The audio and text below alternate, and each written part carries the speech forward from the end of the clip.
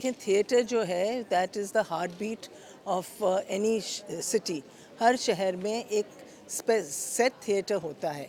Grips theatre जो आज हम प्ले देखने जा रहे हैं वो बच्चों के लिए कोई पिछले 30-40 साल से प्लेस पुट अप कर रहे हैं। और मुझे तो इतनी खुशी हो रही है कि जो प्लेस हमने इतने सालों पहले देखे वो आज भी इतने पॉपुलर हैं कि बार बार स्टेज पे आके लोग देखते हैं आने के लिए। ये देखें जनरेशनल है।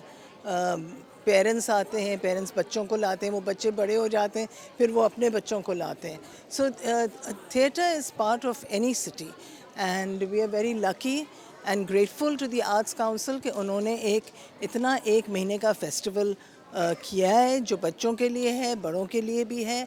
एंड उसी तरह से आर्ट्स आगे बढ़ेंगे और इसमें इतने मैसेजेस हैं। कोई एक चीज़ हंसी मजाक तो है नहीं, इतनी अच्छी अच्छी चीज़ सलाहियतें देते हैं ये लोग कि इट्स रियली वेरी कमेंडेबल।